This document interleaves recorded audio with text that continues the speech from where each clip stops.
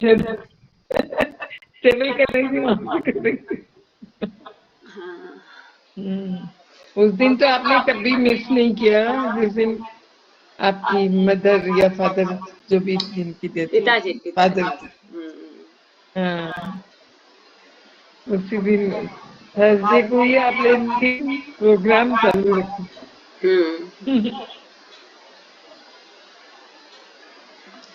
अच्छा, समय हो गया है, हम शुरू करते हैं ना। जी, हाँ हाँ हाँ, हो गया। अवतार मेहर बाबा की जय, बाबा की जय। अवतार मेहर बाबा की जय, अवतार मेहर बाबा की जय। प्रियतम मेहर प्रभु, हमारे बीच में आकर के आप हम सभी को आपके दर्शन तथा सहवास का आनंद देकर हमारा मार्गदर्शन कीजिए, यही आपसे गुजारिश। थैंक यू बाबा। जय बाबा। Beloved God, help us all to love you more and more, and more and more, and still yet more, till we become worthy of union with you. And help us all to hold fast to Baba's Daman till the very end. अवतार मेहर बाबा की जय, अवतार मेहर बाबा की जय, अवतार मेहर बाबा की जय। सबको प्रेम पूर्वक जय बाबा। क्रिएशन एंड कॉजेज, जय बाबा। क्रिएशन एंड कॉजेज है अद्भुत किताब, बाबा की दया से अपने हमने करीब करीब इसको कंप्लीट करते आए हैं। अब जो सेकेंड लास्ट लेक्चर है वो बाबा ने जो एक्सप्लेनेशंस मंडली जन को दिए थे उसके ऊपर ये लेक्चर है, और उसमें हमने द मास्टर के बारे में पिछले बार हमारा आधा रह गया था, पूरा नहीं किया था। और उसके पश्चात एक आखिरी लेक्चर है तुरिया अवस्था। ये किताब पूरी हो जाएगी, फिर हम इसके पश्चात द पाथ ऑफ लव ले लेंगे। छोटी सी सुंदर किताब है, बाबा के अपने शब्द है, ओन वर्ड्स है, तो वो करेंगे। आज क्या करेंगे कि व्हाट इज रिलीजन, इसमें बाबा ने मास्टर के ऊपर जो दिया था उसका एक पोर्शन रह गया है, 2-3 पेजेस, उसको हम कंप्लीट करके फिर आज तुरंत हम तुरिया अवस्था क्या है, ये अत्यंत महत्वपूर्ण टॉपिक है, सुंदर है, और कई सारी चीजें इसमें क्लियर हो जाती है कि गॉड रियलाइजेशन के पश्चात कौन कौन सी अवस्था में जाता है, और गॉड रियलाइज पर्सन और सदगुरु में क्या फर्क होता है, कौन अनंत आनंद का अनुभव लेता है, किसे पीड़ा सहन करनी पड़ती है, सुंदर है, वो हम ले लेंगे। लेकिन हमारी आज कोशिश रहेगी कि 6:30 को हम प्रार्थना आरती करके खत्म करेंगे, क्योंकि राखी ने बहुत आग्रह किया तो वहां पर भी मैंने उसको हाँ कर दी है, भाषण के लिए दादा के बारे में सुनना चाहते हैं वो लोग। तो अभी हम पेज नंबर 349 पर है, व्हाट इज रिलीजन में द मास्टर, ये चैप्टर हमने पिछले बार शुरू किया था, उसको ले लेते हैं। इसके बीच में इसके पहले वाले टॉपिक में कुछ मुद्दे क्लियर नहीं, ऐसा मुझे बताया गया था कि उसको दोबारा करें, तो हम अगले लेक्चर में या जैसा आपको क्या डाउट है, क्या नहीं समझा, ये कोई बताएगा तो उसको हम ले लेंगे। फिलहाल हम शुरू करते हैं the master. The help that a master can render to those in his association is illustrated in the following story. जो अपने बंदों को गुरु किस प्रकार की, जो उनके संबंध में है, उनके रिलेशन में है, उनसे जिनका कांटेक्ट है, जिसको मैं हमेशा एक शब्द यूज करती कि जो उसकी पनाह में है, तो उनके लिए वो गुरु किस प्रकार की मदद देता है, उनके लिए क्या कर सकता है, ये आगे एक बाबा ने कहानी बताई है। उस कहानी के माध्यम से ये बहुत उजागर होता है कि गुरु अपने बंदों की मदद किस प्रकार करता है। बहुत सुंदर कहानी है, टचिंग भी है, इसको जरूर ध्यान से सुन लीजिएगा। Once a sage sent his son to a debtor's house to recover a loan. एक संत व्यक्ति थे और एक बार उन्होंने अपने बेटे को उनका जो ऋण को था मतलब डेटर था, जिससे उन्होंने पैसे उधार दिए थे, तो उससे पैसे वसूली के लिए अपने बेटे को, इस संत टाइप व्यक्ति थे वो, उन्होंने भेजा।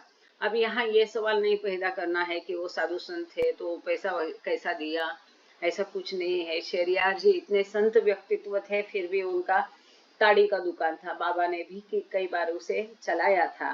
तो जैसा कि बाबा कहते हैं, we don't have to be judgemental.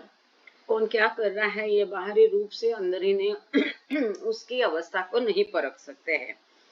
तो खैर, तो ये संत टाइप व्यक्ति थे और उन्होंने किसी को लोन दिया था, उधार दिया था, उसकी वसूली के लिए उन्होंने अपने बेटे को उसके घर भेज दिया।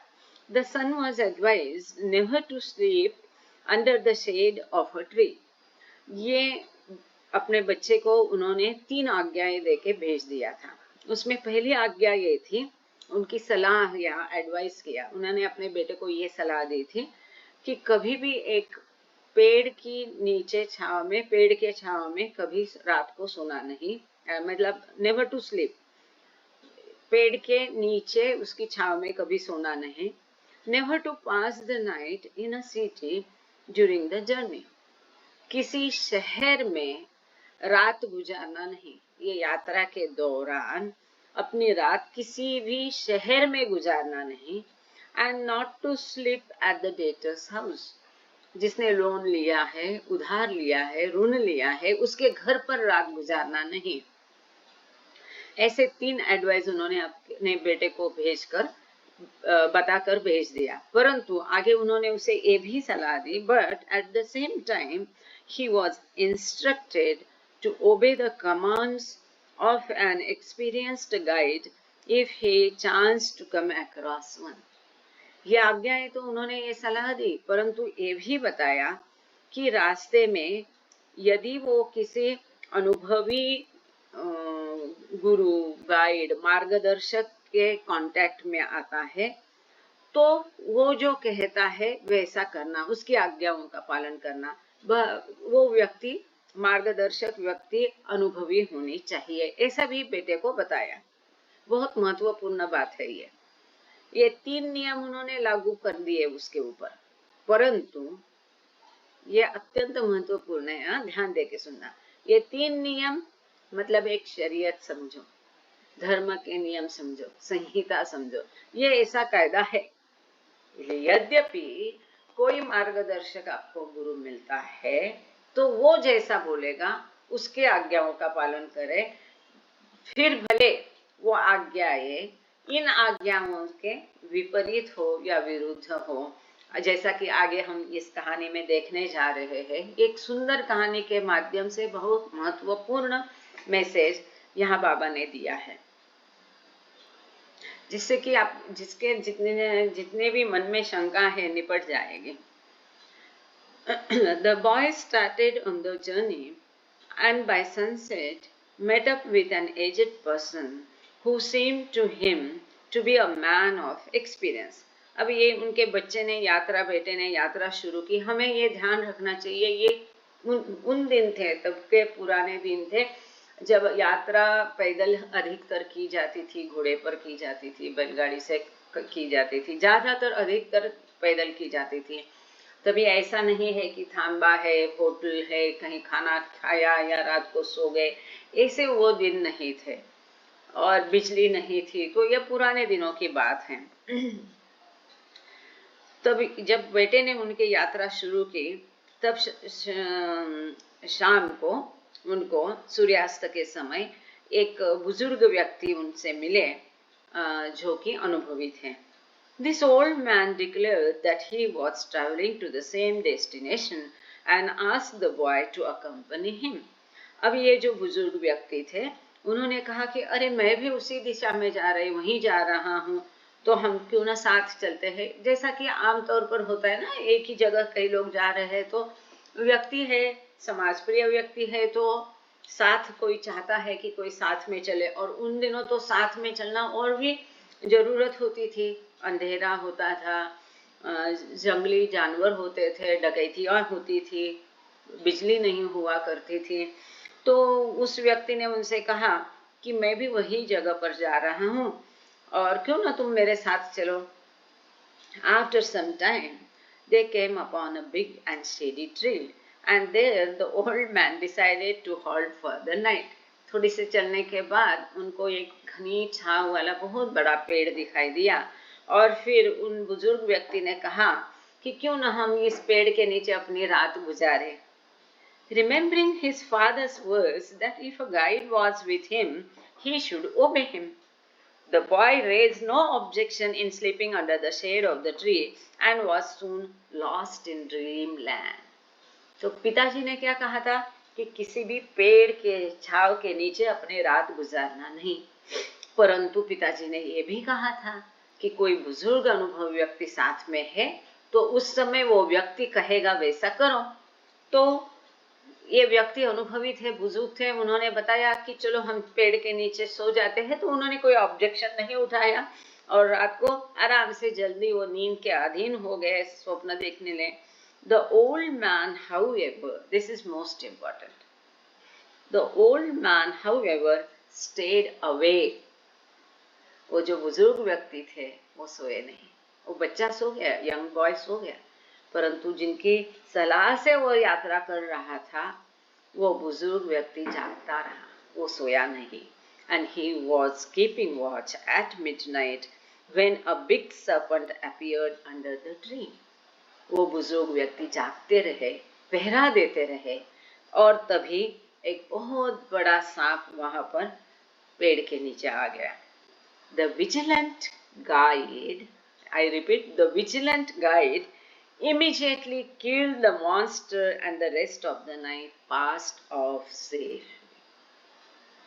जो उनके साथ में बुजुर्ग व्यक्ति थे जो पहरा दे रहे थे, उन्होंने तुरंत उस सांप को या नाग को मार दिया और फिर बाकी रात अच्छे से शांति से गुजर गई। वो पहरेदार थे, वो बुजुर्ग व्यक्ति ने पहरेदार का काम किया, उनके मार्गदर्शक का काम किया और अपने ऊपर जिम्मेदारी ले करके वो सोए नहीं बल्कि पहरा देते रहे और पहरा देते रहे, इसलिए उन्होंने उस बड़े नाग को देख लिया और उसको मार दिया और रात सुचारू रूप से गुजर गई। ये एक छोटी लाइन है, एक छोटी घटना, बहुत बड़ा इसमें अर्थ है और बहुत बड़ा मैसेज देती है कि हमारा जो कोई गुरु है, जिसे कि बाबा कहते उसी को गुरु बनाओ जो स्वयं अनुभवी हो।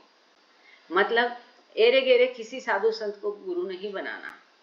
दूसरी भूमिका है, पहली भूमिका है, जो स्वयं ही पथ पर ना हो उनको गुरु बना के कुछ फायदा नहीं होगा। जो स्वयं अनुभवी हो, मतलब जो स्वयं गॉड रियलाइज्ड हो, उसी को आप गुरु बनाओ। तो वो क्या, वो आपके लिए विजिलेंट रहेगा, आपकी रक्षा करेगा, आपको बराबर सलाह देगा और उसकी सलाह से आप चलते हो, उसके आज्ञाओं का पालन करते हैं। उस समय फिर नहीं, लेकिन वेदों में ये कहा और कुरान में वो कहा, नहीं बाइबल में वो कहा, ये सब दिमाग वहां लड़ाना नहीं। वो जैसे कहता है वैसा आप करेंगे तो वो आपकी रक्षा करता है। आगे होता है क्या, the next morning the pair resume their march. ये दोनों सवेरे होते पुनः अपनी यात्रा उन्होंने शुरू की। That night they came upon a big urban center and the old man decided that they should sleep there. दूसरे दिन वो बड़े शहर में पहुंच गए और ये बुजुर्ग व्यक्ति ने तय कर लिया कि आज वो शहर में सोएंगे। पिताजी ने क्या कहा था कि किसी बड़े शहर में रात गुजारनी नहीं है। अब ये बुजुर्ग व्यक्ति कहते यहाँ पर हम रात गुजारेंगे। The boy again accepted the orders of his guide, although it ran contrary to his father's first advice about not passing a night in a city. उसके पिताजी ने कहा था कि किसी शहर में रात गुजारना नहीं और उसके विपरीत ये उनके मार्गदर्शक की आज्ञा थी, बुजुर्ग व्यक्ति की आज्ञा थी कि हम शहर में रात गुजारेंगे। तो पिताजी ने यह भी कहा था कि कोई बुजुर्ग अनुभवी व्यक्ति साथ में हो तो उसकी सलाह से चलना। अब इसने सलाह दी कि हम इस शहर में सो जाएंगे तो उसने मान लिया। Now the king of that city had a daughter with a peculiar disease. वो जो शहर था, राज्य था, वो राजा था, उस राज्य के राजा की जो बेटी थी, राजकन्या थी, उसको एक अजीब बीमारी थी। On the morning after their wedding, whosoever married her fell to come out of the palace alone. जो कोई उसके साथ शादी करेगा वो सवेरे वो राजवाड़े से, वो राजमहल से जिंदा बाहर निकलेगा नहीं, ऐसा उसका था। Because of this affliction, the king had decided to marry her with any young man who chanced to arrive at his city from outside and to remain there overnight. ये जो पीड़ा थी, ये जो व्यथा थी, दुख था, क्योंकि कई बार वो क्या पुराने जमाने में हॉरोस्कोप वगैरह सब चलता था, तो उसका ऐसा भविष्य होने के कारण, ये व्यथा होने के कारण राजा ने ऐसा तय कर लिया था कि किसी ऐसे लड़के से मैं मेरी बेटी की, राजकन्या की शादी कराऊंगा कि जो बाहर गांव से इस शहर में केवल रात गुजारने वाला है, रात गुजारने के लिए आया है, केवल उसके साथ मेरी बेटी की शादी कराऊंगा। In accordance with this custom, the boy was called to spend the night in the palace. अब ये जो उनकी रीति थी, इस हिसाब से ये लड़का बाहर गांव से आया था, केवल रात गुजारने वाला था शहर में। अब पिताजी की जो बातें हैं, मतलब धर्म सिद्धांत हम कह सकते हैं, जो पहले क्या हुआ, पेड़ के नीचे सांप आया, अब दूसरा ये धोखा देख लीजिए। हाँ, तो इस रीति के अनुसार वो लड़के को राजमहल में बुलाया गया।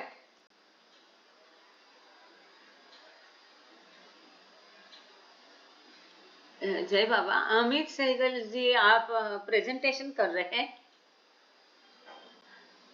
क्या प्रेजेंट करना चाह रहे हैं आप?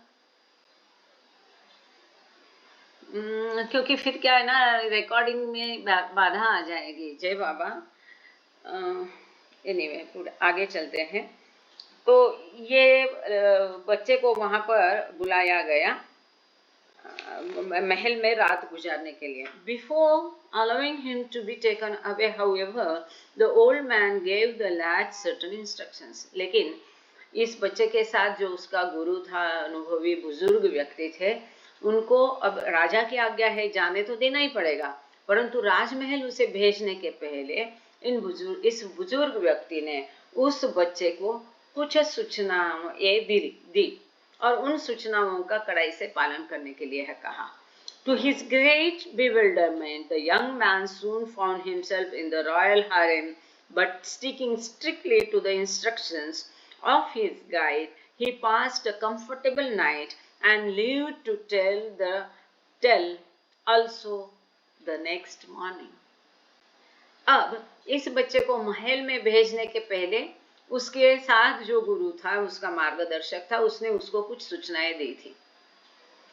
अब ये जो यंग मैन, ये जवान लड़का जब थोड़ी देर में महल में जनान खाने में पहुंच गया और जब उसने वहां पर अपनी मार्गदर्शक, वो बुजुर्ग व्यक्ति की सभी सूचनाओं का कड़ाई से पालन किया, ओबेड हिम, उनकी आज्ञाओं का उसने पालन किया, तो उसकी रात बड़े आराम से गुजर गई और वो जीवित रह गया और अगले दिन वो पूरी कहानी बताने के लिए, सबको बताने के लिए वो जीवित रह गया।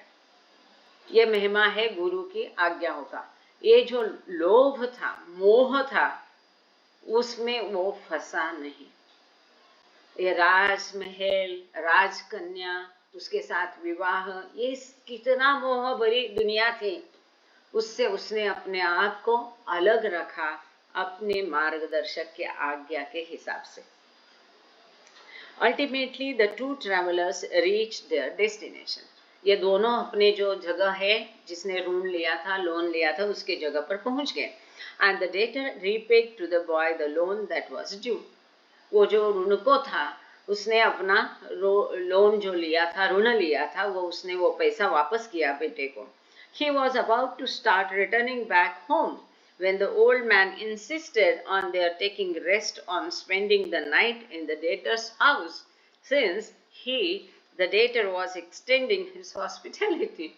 अब पैसा वापस मिलते ही इसको वापस लौटने का इरादा था बेटे का, परंतु उसके साथ जो बुजुर्ग व्यक्ति थी अनुभवी, उसने कहा कि ये इतनी अच्छी हमारी खातिरदारी कर रहा है, तो और कहीं रात गुजारने के बदले क्यों ना हम रात इसी के घर में गुजारें, जिसका उसने आग्रह भी किया कि मेरे घर पे आप रहो, रात भर आराम करो, फिर सवेरे यात्रा शुरू करो। रात में तो यात्रा नहीं कर सकते हैं। Having come to no harm until that point, by following the guidance of the old man, the boy found no cause for disobeying him now.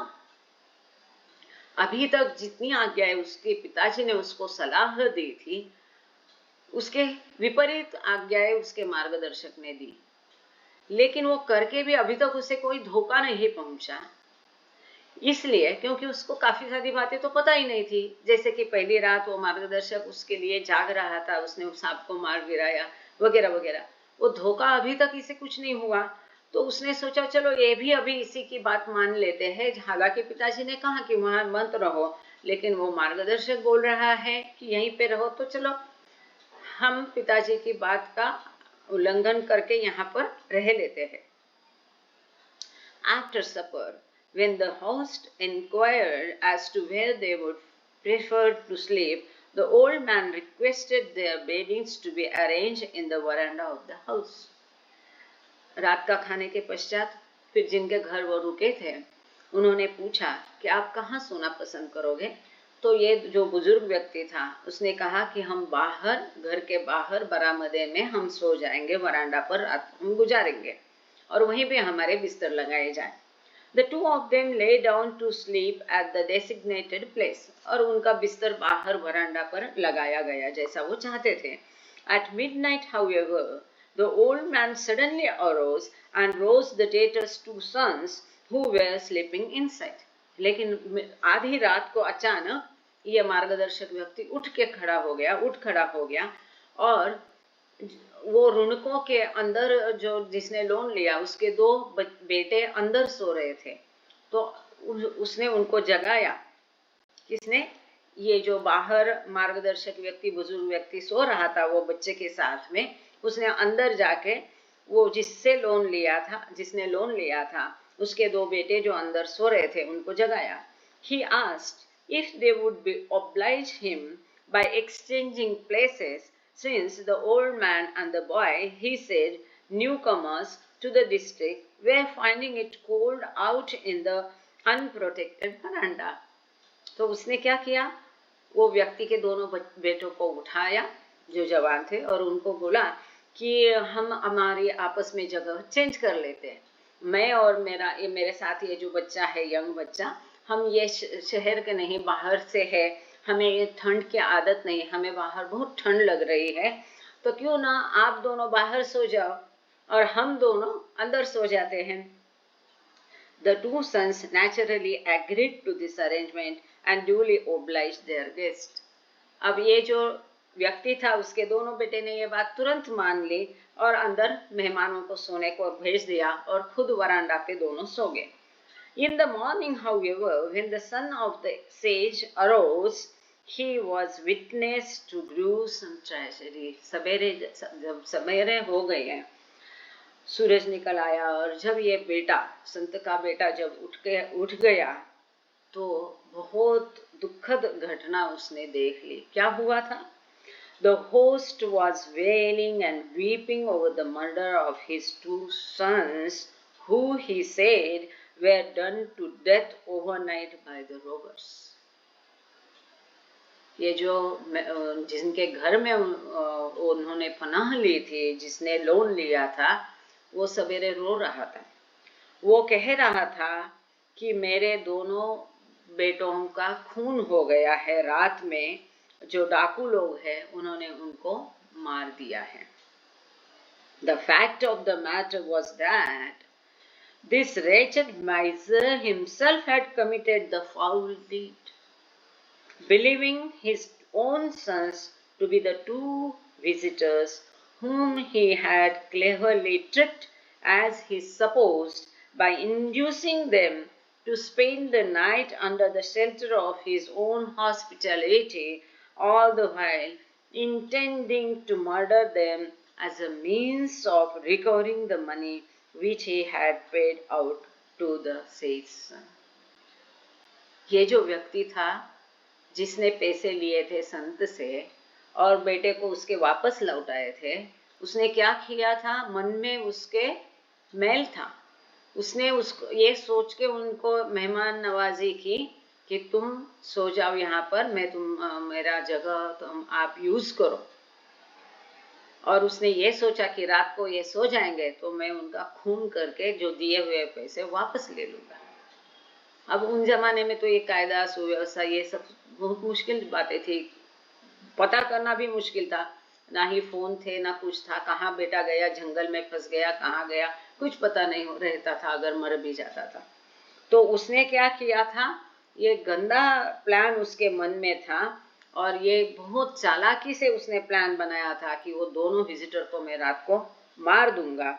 और हालांकि उसे पता नहीं था कि आधी रात को उन्होंने अपनी जगह बदल दी थी और जो दो सो रहे थे वो संत का बेटा और वो मार्गदर्शक नहीं थे, परंतु उसके अपने बेटे थे कि जिसके साथ उन्होंने रात को वो मार्गदर्शक व्यक्ति ने जगह बदल दी थी। उसके बेटों को उसने बाहर सुला दिया था और स्वयं अंदर सो रहा था।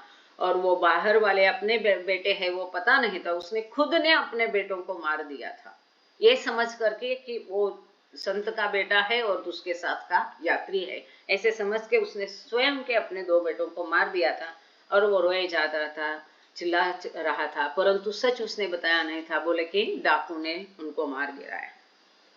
तो जो उसके सलाह दी थी कि रुनको के घर पर रात को सोना नहीं, ये उसके पिता की आज्ञा थी, लेकिन मार्गदर्शक ने क्या बोला था कि यही सोएंगे, और आधी रात को उसने बदल कर जगह बदल ली थी।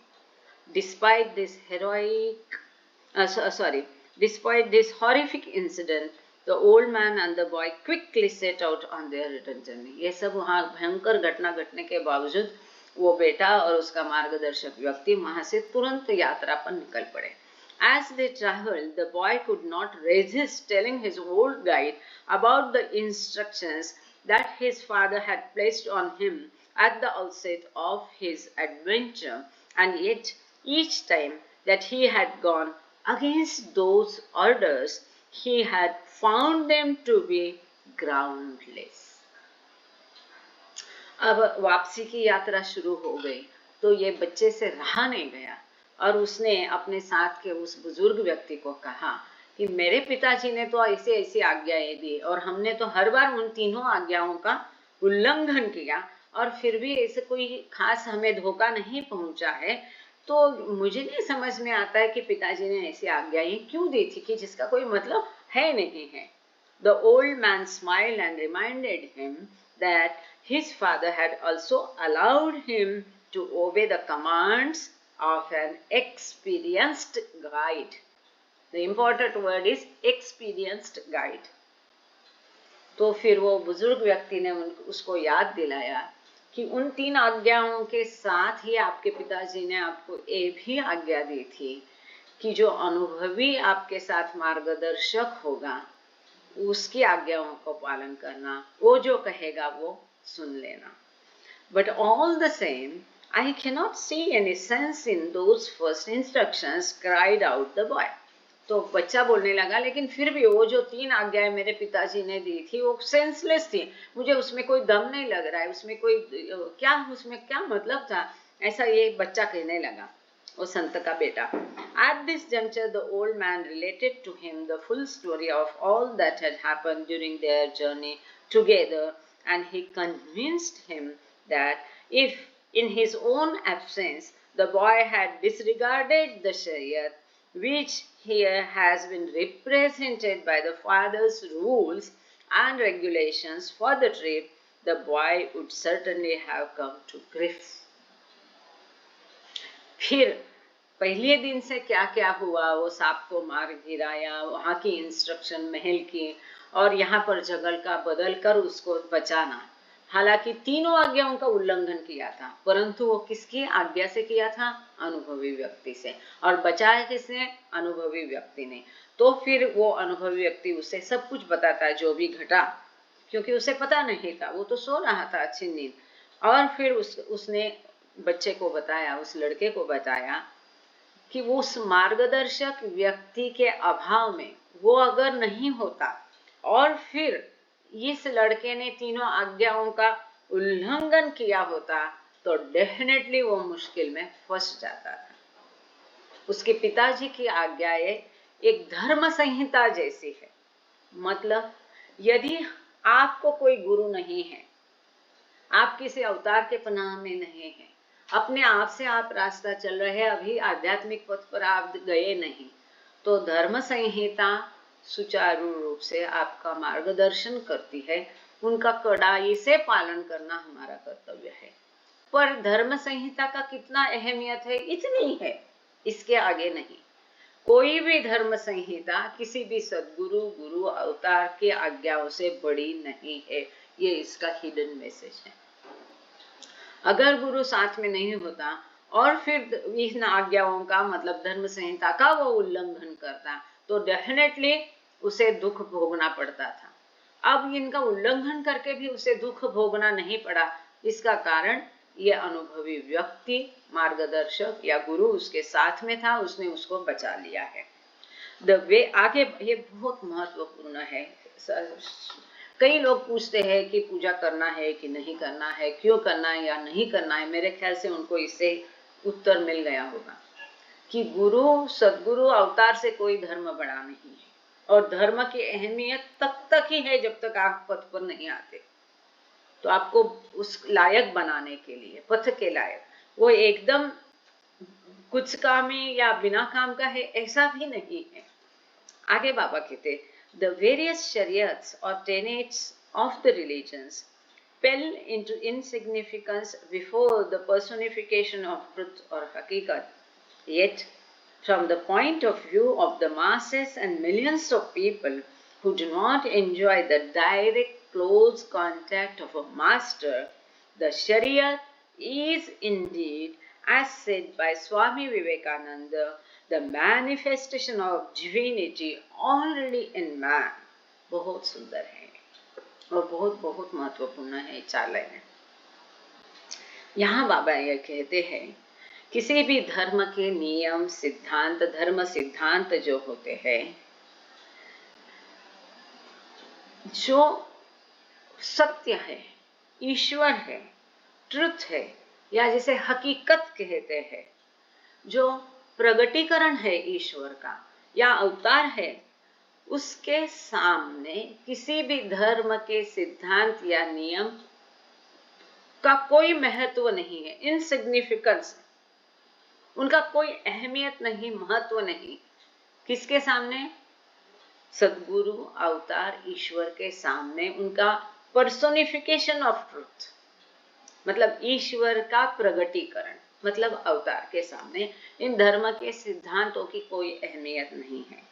परंतु yet from the point of view of masses and millions of people, वो आम जनता जो है, सारी बाकी जनता जो है, जो अभी तक किसी मास्टर के, और मास्टर कैसा, गुरु कैसा, जो स्वयं अनुभवी हो, मतलब गॉड रियलाइज्ड पर्सन हो, मतलब ईश्वर साक्षात्कारी व्यक्ति हो। तो जब तक ये आम जनता किसी ईश्वर साक्षात्कारी व्यक्ति के सीधे संपर्क में नहीं आती है, उस आम जनता के लिए वास्तव में धर्म के सिद्धांत, जैसे कि स्वामी विवेकानंद ने कहा है, मैनिफेस्टेशन है, प्रगटीकरण है धर्म के सिद्धांत। किसका प्रगटीकरण है? दैवीता, दिव्यता, वो दिव्यता जो कि मनुष्य के अंदर ऑलरेडी है। बहुत सुंदर है। स्वामी विवेकानंद ने जो कहा, ये बाबा ने यहाँ मेंशन किया है। स्वामी विवेकानंद ने कहा, manifestation of divinity already in man. मनुष्य में वो दैवता, दिव्यता, दैविता ऑलरेडी है। मतलब हमारे अंदर परमात्मा है, हम ईश्वरी है, परंतु हम अप्रगट परमात्मा है। हमारा मैनिफेस्टेशन एज ए परमात्मा बाकी है।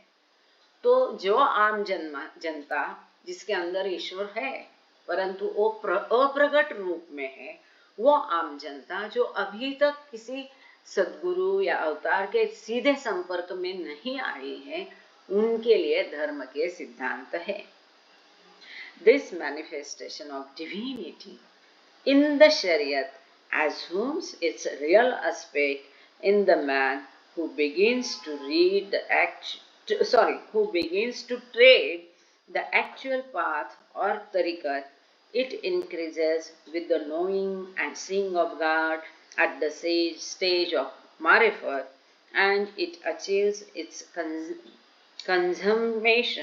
consummation with the union with God in Hakikat, when the divinity that was latent in him from the beginning is divine completely. अत्यंत सुंदर है, ये बहुत सुंदर और बहुत बहुत महत्वपूर्ण पैराग्राफ है। मैं इसे वापस एक बार तोड़ के बोलती हूँ। This manifestation of divinity in the Shariat assumes its real aspect in the man who begins to tread the actual path or तरीकत। अभी जो आध्यात्मिक पथ है वो क्या है? तरीकत। और जो धर्म संहिता है वो क्या है? शरीयत। जो ज्ञान है, आध्यात्मिक पथ है, वो पथ पर जो ज्ञान मिलता है वो है मारिफत, और प्रत्यक्ष ईश्वर वो है हकीकत। ये एक चार्ट दिया था, आकृति के माध्यम से हमने इसे देख लिया था। जय बाबा देवीदास इंगोड़े हो तुम, आपका वीडियो अगर जरूरत नहीं तो आप बंद करेंगे ताकि थोड़ा डिस्टर्बेंस नहीं होगा किसी को। जय बाबा, थैंक यू। तो ये जो प्रगटीकरण है मनुष्य के अंदर, स्टेबल है तो कोई प्रॉब्लम नहीं, वो हिलता है तो प्रॉब्लम होता है। स्टेबल आप ऐसा वीडियो रखो चालू, कोई प्रॉब्लम नहीं है। तो मनुष्य के अंदर जो दैवीता है, दिव्यता है, उसका प्रगटीकरण के लिए जब हम आध्यात्मिक पथ पर चलना शुरू करते हैं तो ये शरीयत जो है, धर्म के सिद्धांत है, वो पथ के शुरू तक, पथ के अंदर भी नहीं लेके जाते, पथ के अंदर एंट्री भी नहीं मिलती है, केवल दरवाजे के बाहर ही वो प्रवेश द्वार पर ही छोड़ देते हैं। तो वो जो तरीकत का रास्ता है, आध्यात्मिक पथ का रास्ते के ओर ले जाने के लिए यह धर्म सिद्धांत उपयुक्त है। It increases with the knowing and seeing.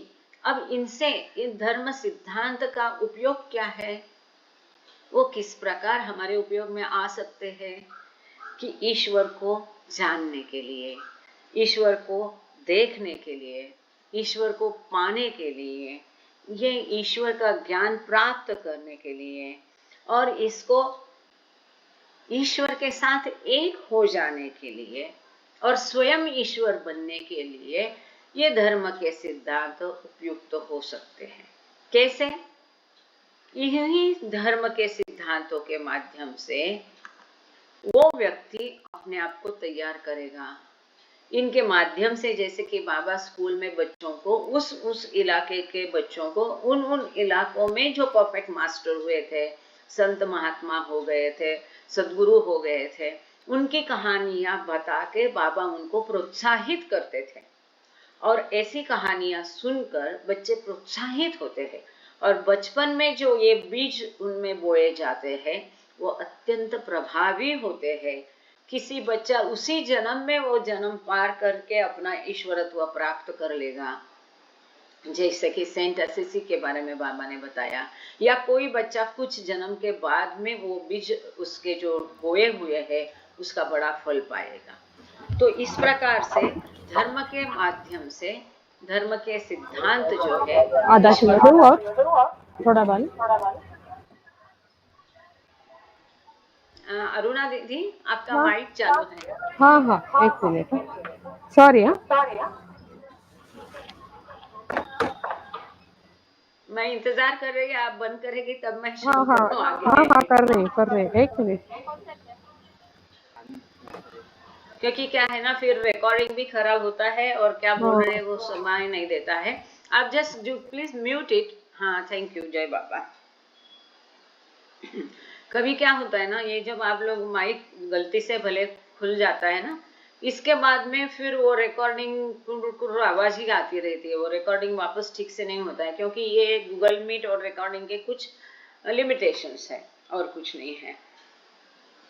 तो ये धर्म मतलब ईश्वर को जानना तो ये हो गया तरीकत, ईश्वर से एक होना सॉरी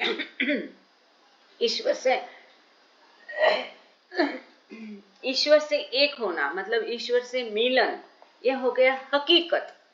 तो ये शरीयत हमें पहले तरीकत तक ले जाने के लिए, फिर तरीकत से मारिफत मतलब ईश्वर का ज्ञान, ईश्वर को जानना, और मारिफत से स्वयं ईश्वर से मिलन मतलब हकीकत के लिए उपयुक्त हो सकते हैं। पर कभी जब हमारा सीधे संपर्क किसी ईश्वर साक्षात्कारी व्यक्ति से, अवतार से नहीं है, आम जनता है, उनके लिए यदि हम 100% बाबा को बिलीव कर रहे हैं, तो हमें इनके धर्म सिद्धांतों की कोई आवश्यकता नहीं, जरूरत भी नहीं है। ऐसा क्यों? तो ये भी बाबा ने टिफिन लेक्चर में इसके ऊपर लेक्चर था कि हमारी ऊर्जा लिमिटेड होती है, वो एक ही जगह पर फोकस करने से उसमें से हमें अधिकांश फायदा मिलता है। वही ऊर्जा, लिमिटेड ऊर्जा हम 10 जगह पूजेंगे, यहाँ पर वहां पर ये भी करो, उससे कुछ प्राप्त नहीं होगा। तो ऐसा नहीं है कि बाबा ने कहा है कि तुम्हारे धर्म का पालन मत करो, फिर आप वही करो, वो रास्ता जब आपको लेके जाएगा तब लेके जाएगा ईश्वर तक। तो इसमें नुकसान किसका है? उनको कोई फर्क नहीं पड़ता है, वो तो स्वयं ईश्वर है। आप उनसे देर से मिलोगे। जब आपने उनको पाया है, जब वो कह रहे हैं कि कोई कर्मकांड मत कीजिए, तो क्यों कर्मकांड करना है? किस चीज से? ये कर्मकांड क्या है?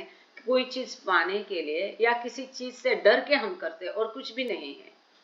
मतलब पाना भी स्वार्थ हो गया, और डर है तो वो भी कोई स्वार्थ से ही डर है, तो उसको ईश्वर की पूजा या मार्ग क्रमण नहीं कह सकते हैं। तो ये भी करना है, वो भी करना है, तो फिर वो रास्ता लंबा होता जाएगा। भिन्न गुरु क्यों नहीं करना है, वो भी बाबा ने बताया है कि उनकी आज्ञाएं भिन्न होगी तो आप किसका पालन करोगे। बहुत कम ऐसे लोग होते हैं कि जिनको 2 या 3 गुरु की जरूरत पड़ती है, तब उनका वो मार्ग उस प्रकार से सुचारू रूप से बराबर वो बिल्टअप किया जाता है, उसका आलेख होता है, उस हिसाब से वो चलते हैं। When the divinity that was latent in him from the beginning is divined completely, अब जो मनुष्य है उसके अंदर ये दैवीता है, दिव्यता है, ईश्वर है, ऐसा है, लैटेंट, सुप्त है।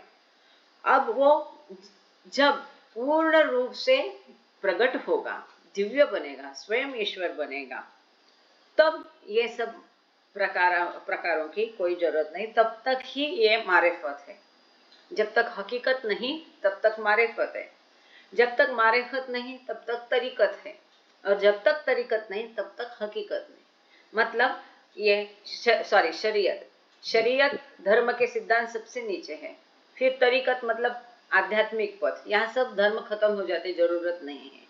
ये तरीकत के ऊपर मारिफत मतलब ज्ञान, मतलब आध्यात्मिक पथ पर, भूमिकाओं पर जो ज्ञान मिलता है वो। अब नीचे कोई जरूरत नहीं, ना धर्म की है ना तरीकत की है, पथ पर ऑलरेडी आगे ज्ञान प्राप्त कर लिया। अब मारिफत के ऊपर है हकीकत, मतलब ईश्वरत्व, यहाँ ईश्वर से मिलन हो गया, अब नीचे किसी भी चीज की जरूरत नहीं, जो अंदर डिविनिटी थी उसका प्रगटीकरण हो गया। घौस अली शाह कलंदर has said, if one's health is at risk and if it can be saved through expenditure of wealth, the latter must be sacrificed for the farmer. ये बहुत सुंदर है, एक प्रैक्टिकल उदाहरण से यहाँ पर और भी उन्होंने आगे बताया है। पिछले बार हमने देखा कि घौस अली शाह भी एक परफेक्ट मास्टर थे। अब ये क्या कह रहे हैं, ये 19th सेंचुरी में ये मुस्लिम परफेक्ट मास्टर सदगुरु थे, ये भारत में हरियाणा में थे।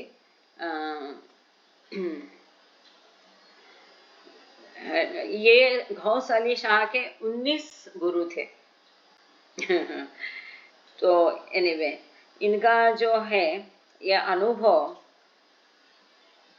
ताजकिरत उलघौसियात एक नाम का पुस्तक है, बहुत सुंदर पुस्तक है, उसमें उनके सारे अनुभव दिए हुए हैं।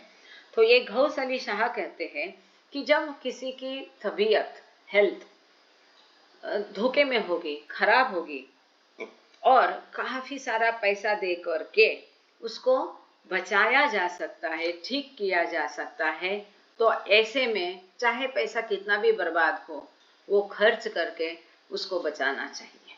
मतलब यहाँ प्रायोरिटी किसकी है? हेल्थ की है, पैसे की नहीं। पैसे का उपयोग है किस लिए? जान बचाने के लिए, तबीयत ठीक करने के लिए। मतलब पैसा अनुपयुक्त नहीं है, पर पैसा संभाल के बचाने के लिए नहीं है। तो जब जरूरत पड़ो जान बचाने की तब उसको खर्च कर दो, उसकी फिक्र मत करो।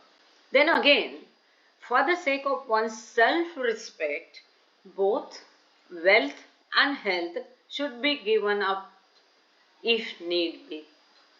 स्वयं का आत्मसम्मान के लिए यदि जरूरत हो तो पैसा और स्वास्थ्य दोनों पे दाव पे लगाना पड़े तो कोई फिक्र नहीं, दाव पे लगा दो। कितना सुंदर है।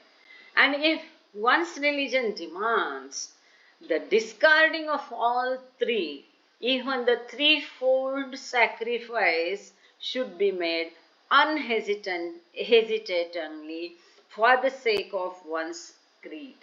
यदि धर्म यदि चाहता है कि आपका आत्मसम्मान, आपका पैसा, संपत्ति, आपका शरीर, सौख्य, स्वास्थ्य सब दाव पर लगाना भी जरूरत है और इसके सामने, धर्म के सामने कुछ भी नहीं है, वो भी आपको दाव पर लगाना पड़ेगा। किसके लिए? यदि धर्म का सिद्धांत ऐसा चाहता है तो। मतलब यहाँ धर्म के सिद्धांत के आगे आपका आत्मसम्मान, या हम इसे ईगो, प्राइड कह सकते हैं, आपके हेल्थ, आपका स्वास्थ्य, आपकी संपत्ति, इसकी कोई अहमियत नहीं। आपके आत्मसम्मान के सामने आपकी संपत्ति और आपकी स्वास्थ्य की कोई अहमियत नहीं। आपके स्वास्थ्य के सामने आपकी संपत्ति की कोई अहमियत नहीं। कैसे आ रहे हैं देखो, इंक्रीजिंगली आगे बहुत बहुत महत्वपूर्ण है। But then what for God, फिर ईश्वर के लिए क्या? Give up all and everything including religion if you can get him in return. यदि धर्म चाहता है तो आपका आत्मसम्मान, आपका स्वास्थ्य, पैसा सब कुछ दे दो, दाव पर लगा दो, कोई बात नहीं। परंतु ईश्वर का क्या? जब ईश्वर को आपको पाना है और वो कहता है, तब ये सब आपको दाव पर लगाना पड़े, ये सब का त्याग करना पड़े तो भी आप त्याग करो और आप ईश्वर को पाओगे। आपको धर्म भी जरूरत नहीं है, तब आप धर्म छोड़ दो, अपना स्वास्थ्य भी दाव पर लगा दो, आपका संपत्ति भी दाव पर लगा दो, आपका आत्मसम्मान भी छोड़ दो, ये सब आप छोड़ो, ये धर्म तक छोड़ दो, तब आप ईश्वर को पाओगे। बहुत महत्वपूर्ण है। But then what for God? Give up all and everything including religion if you can get him in return. बदले में यदि आपको ईश्वर मिलता है तो धर्म भी छोड़ दो। To sum up all this discussion with a simple analogy, Baba कहते हैं ये सारी चर्चा एक और छोटे से उदाहरण से बताता हूँ।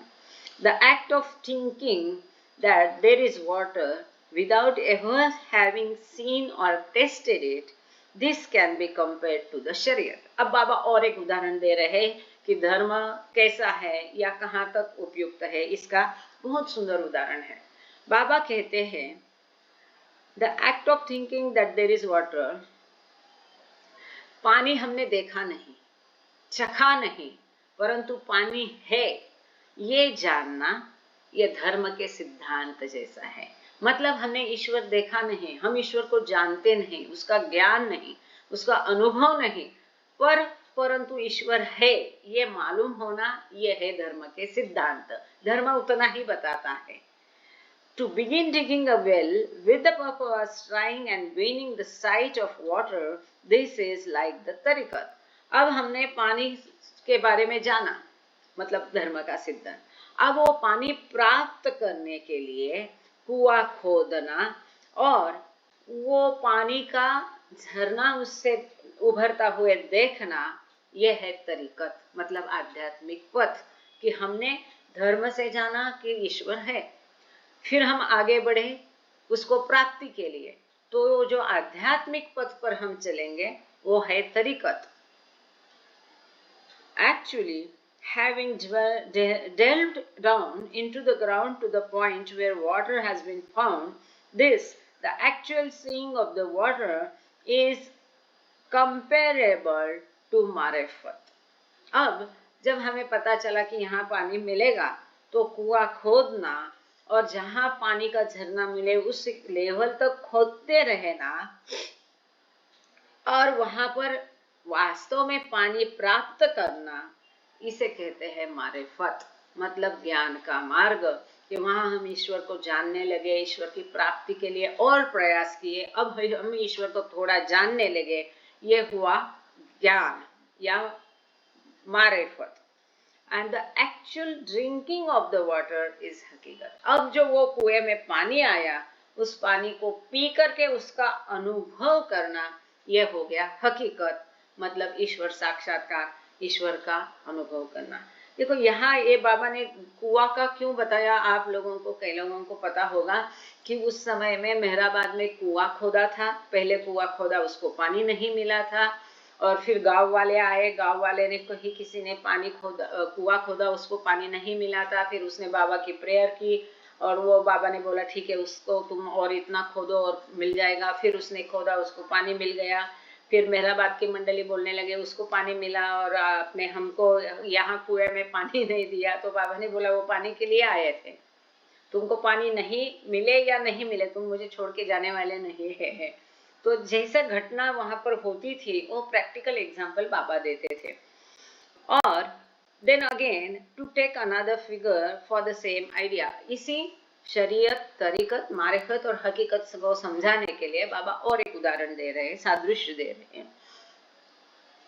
द शरीयत can be compared to the kind of knowledge of a city, say Bombay, that can be gained from a map, and the various activities and troubles are undergoes in reaching Bombay, such as procuring of the money for the railway fare, making one's way to the railway station, and actually catching and traveling on the train, etc., can be likened to the tariqat. अब बाबा दूसरा एक उदाहरण दे रहे हैं शरीयत, तरीकत, मारिफत या हकीकत समझाने के लिए। वो क्या है, वो कहते हैं किसी सिटी के बारे में जानना, मान लो कि बम्बई के बारे में जानना, बहुत लोगों को रहता है बम्बई का ख्वाब रहता है क्या होगा, एक अट्रैक्शन रहता है, आकर्षण रहता है। तो आपको एक शरीयत क्या है, धर्म सिद्धांत कैसे है कि आपको खाली पता है अरे बम्बई शहर बहुत सुंदर है, चमकीला है, चकाचौंध है, जाके एक बार देखना चाहिए बम्बई की, काय म्हणतात जीवाची मुंबई करायची ना। तो एक सिटी के शहर के बारे में जो ज्ञान है वो है शरीयत जैसा, मतलब ये सिटी को आप जानते हैं कि बम्बई शहर है, या इतना ज्ञान, उसका इतनी जानकारी है, वो जानकारी मतलब शरीयत है, इतना ही है धर्म का सिद्धांत या शरीयत। इसके आगे वो जानने से वो आपको बम्बई शहर में लेके नहीं जाएगा, परंतु ये बम्बई शहर का ज्ञान आप जब मैप से, नक्शे से वो बम्बई शहर ढूंढ लेते हैं, कहाँ है वो बम्बई शहर, वहाँ कैसा रहन सहन है, हवा कैसी है, पानी कैसी है, और ये बम्बई शहर पहुंचने के लिए जैसा कि ट्रेन का टिकट लेना है तो उसके लिए पैसे प्राप्त पहले करना, फिर ट्रेन का टिकट लेना, फिर रेलवे स्टेशन पर पहुंचना, फिर ट्रेन लेना और ट्रेन की जर्नी करना, यात्रा करना, ये क्या है, ये तरीकत है, मतलब आध्यात्मिक पथ है उस शहर को जानने के लिए। इसको ये सब क्या है, ये तरीकत जैसा है। अब when one draws near to Bombay and sees the city from a distance, this is like मारिफत। अब आप बम्बई शहर में अभी तक अंदर घुसे नहीं हैं, उसको अनुभव नहीं किया है, अब दूर से आप देखते हैं चमकीले सारे दिए दिए, सुंदरता, वैसे ही खाली दूर से जब दृश्य आप देखते हैं बम्बई शहर का सुंदर लुभावना दृश्य दूर से देखते हैं, वो है मारिफत, मतलब ज्ञान, मतलब ज्ञान हो गया आपको, दूर से अभी ईश्वर दिखाई दिया, जैसे दूर से आपने बम्बई शहर देख लिया, ऐसे आध्यात्मिक पथ पर तारेकत आप जब चलते हैं फिर आपको ज्ञान होता है, ईश्वर को आप जानने लगते हैं, आपको ईश्वर से है उसका एहसास होता है, आप देखते हैं ईश्वर, वो है मारिफत। अब इसके बाद and the actual arrival in the city is हकीकत। और वास्तव में जब आप शहर में पहुंच जाते हैं और वहाँ की भीड़, वहाँ का सब कुछ जब आप अनुभव करते हैं, खाना रहन सहन, जब उसमें आप घुल मिल जाते हैं, मतलब हकीकत, मतलब ईश्वर को वास्तव में प्राप्त करके उससे मिलन होना, ईश्वर से एक हो जाना, मैं ही ईश्वर हूं इसका अनुभव करना, ये हो गया हकीकत। और फॉर स्टिल अनदर इलिस्ट्रेशन, और एक उदाहरण बाबा दे रहे हैं। बाबा ने पहले दिया कुएं का उदाहरण, फिर दिया शहर का उदाहरण, उसके पहले गौशालिका जो था कि स्वास्थ्य के लिए संपत्ति, आत्मसम्मान के लिए संपत्ति और स्वास्थ्य, धर्म के लिए ये तीनों, और ईश्वर के लिए ये सब कुछ धर्म के साथ छोड़ना, ये गौशालिका बताया। फिर बाबा अब उदाहरण के माध्यम से अब तीसरा सादृश्य बाबा दे रहे हैं। और आप लोग ये सब करते हैं ना, थैंक यू सो मच। तो मुझे समझता है, अरे समझ में आ रहा है, चलो आगे चलो। और बहुत सुंदर चैप्टर है। और for still another illustration, take the seeing of a cow in a picture as equivalent to शरीयत। जब हम गाय को चित्र में देखते हैं, एक पिक्चर देखते हैं, गाय का चित्र देखते हैं, तब वो क्या हो गया, शरीयत हो गया। मतलब ईश्वर है ये समझना धर्म के सिद्धांतों के माध्यम से, मतलब इतना ही समझता है कि धर्म का सिद्धांत से समझता है ईश्वर है, भला बुरा क्या है, क्या करना चाहिए क्या नहीं करना चाहिए, ये है धर्म के सिद्धांत शरीयत। मतलब जैसे कि गाय का चित्र देखना। While the trouble and hardship involved in collecting the money to purchase a cow and actually accomplishing that purchase, this is like the tariqat. अब गाय को देख लिया, अब गाय खरीदने के लिए पैसा चाहिए, वो पैसा प्राप्त करने के लिए बहुत सारी मेहनत करना, काम करना, सारी दिक्कतों को फेस करना, ये सब करके पैसा खरीद करके वास्तव में गाय खरीदना, ये हो गया तरीकत। मतलब आध्यात्मिक पथ पर चलना। वास्तव में आपके अंदर एंट्री हो गई, वो कौन सा एक्सप्रेस वे है ना, टोल भर दिया, अब टोल भर के वास्तव में एक्सप्रेस वे पर हम आ गए, मतलब तरीकत हो गया। अब एक्सप्रेस वे ये हमारा उद्दिष्ट अंतिम फाइनल गंतव्य स्थान होता है क्या? नहीं। वो क्या करता है, एक स्पीडी ड्राइव देगा आपको, इतना ही। तो एक्सप्रेस वे पे आप आ गए, मतलब तरीकत।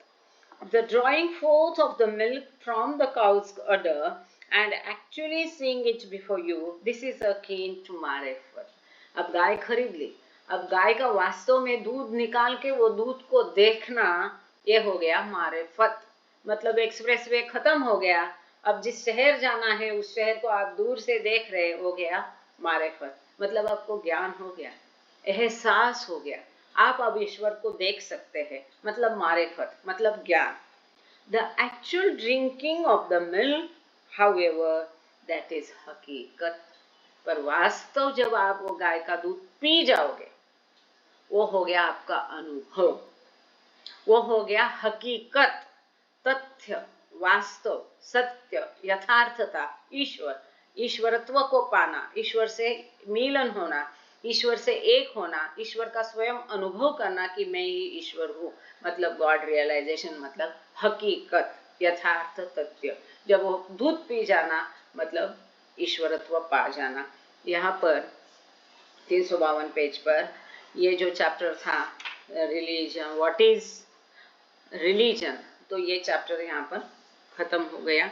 अब आगे है व्हाट इज तुरिया अवस्था। ये बहुत महत्वपूर्ण है, 2 ही पेजेस है परंतु इम्पोर्टेंट है। उम्मीद करती हूँ कि आधे घंटे में हम इसको खत्म कर पाएंगे। अब आपके ऊपर निर्भर है, कोई कुछ पूछना बताना चाहता है तो बताइए, नहीं तो हम तुरिया अवस्था क्या है वो देखेंगे। जब तक आप कुछ बोलते हैं मैं 2 घूंट पानी पी लूं।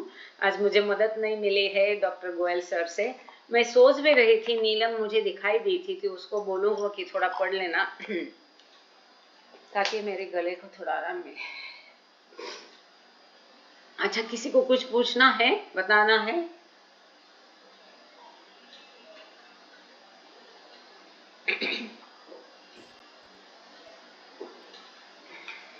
इतना अच्छा तो बता रहे हो आप। हाँ, थैंक यू दीदी, रेखा दीदी। आप तो ये शरीयत का बेड़ा पार कर चुके, आप बहुत नसीब वाले हो, क्योंकि ये धर्म के कर्म कांड के बंधन भी इतने पक्के रहते हैं, उसको लाना आसान नहीं होता है, हर किसी के बस की बात नहीं होती है। ये और बाबा ही छुड़ाते हैं, बिल्कुल बिल्कुल कोई नहीं छुड़ा सकता। आपके ऊपर बाबा की बहुत बड़ी रहम है कि आपको बाबा ने इसमें से छुड़ा लिया। और इसी प्रकार मेरे पिताजी भी एक बार जब उनको कन्विक्शन हो गया, अभी वो मृदुला के इसमें हम करेंगे 6:30 के बाद, वो 6:40 तक मैंने टाइम मांगा है उनसे, तो जब एक बार उनको कन्विक्शन हो गया फिर उन्होंने पीछे मुड़ के नहीं देखा। उनके लिए कोई हमारे घर में त्योहार, कोई भगवान, कोई मूर्त और कुछ भी नहीं। अब कोई गिफ्ट में दे देता है, किसी ने ज्ञानेश्वर की मूर्ति दे दी, क्योंकि मदर मेरी प्रोफेसर थी मराठी की, उसमें सिलेबस में उनको ज्ञानेश्वरी सिखाने के लिए था, या किसी ने कोई गणेश जी की मूर्त दे दी, वो रख ली, वो बात और है, पर घर में ऐसा कुछ पूजा अर्चा कांड कुछ भी नहीं होता था। और ये बहुत बड़ी बात है, जब उसको पा लिया है, हाईएस्ट ऑफ द हाई है, और किसी चीज की जरूरत ही नहीं। इसी बात को इसी लेक्चर में बाबा ने समझा है, और ये सौभाग्य आपको भी प्राप्त हुआ है, आपकी बहुत बहुत बधाई। ठीक है, तो आगे चलें, तो यह अवस्था देखते हैं। हाँ, ये 10 दिसंबर जय बाबा। 1927। जय बाबा। जय बाबा। हम कोशिश करते हैं इंग्लिश में पढ़ने के लिए, यहाँ पे सिग्नल्स है। हाँ, अभी नीलम बोल रहे हैं ना, नीलम जी? जी, मैं नीलम बोल रही हूँ। जय बाबा। हाँ, तो आप 2-2 लाइन पढ़ते जाओ, मैं एक्सप्लेन करते जाऊंगी, चलेगा? एक मिनट, पेज नंबर हम खोल ले एक बार। Page number 353। कितना है? अच्छा, सर 353। है क्या, ज्वाइन हो गए? हाँ सर आपको है, सर भी है। हाँ, तो जो भी आप दोनों में से जिसको भी संभव हो, 353 नंबर का पेज है जी। 2-2 लाइन पढ़ते जाओ, उसको एक्सप्लेन करते जाएंगे, क्योंकि ये डिफिकल्ट टॉपिक है पर महत्वपूर्ण। हाँ, तो मोस्ट वेलकम। आप अपना वीडियो भी चालू करो और शुरू कर दीजिए। 10 दिसंबर 1927 को बाबा ने ये लेक्चर दिया था, व्हाट इज तुरिया अवस्था। तुरिया अवस्था क्या है, इसके बारे में ये एक्सप्लेनेशन इस लेक्चर में दिया है। We are on page number 353 sir. जय बाबा।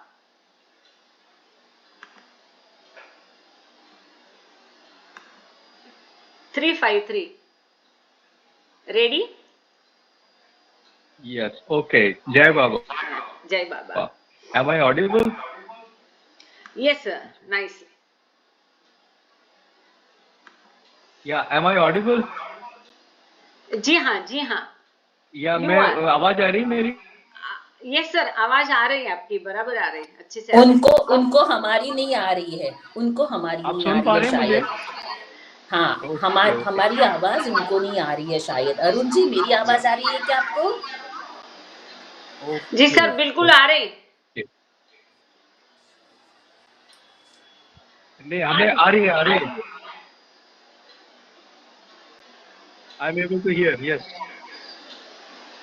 Yes. जी आ रही है। या हमें आ रही है, सबकी आ रही है, सबकी। Okay.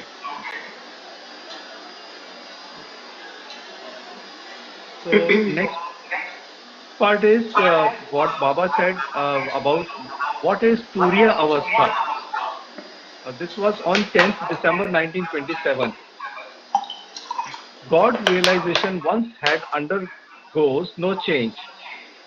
In this connection, no distinction can be drawn between a Majjub, a Salik, and a Kutub.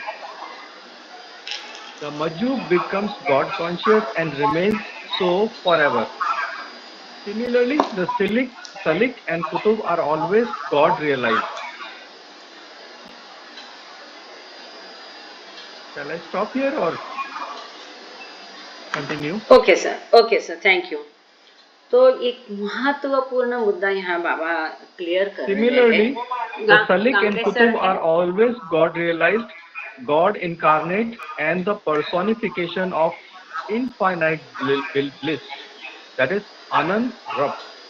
Whether completely unconscious, yeah.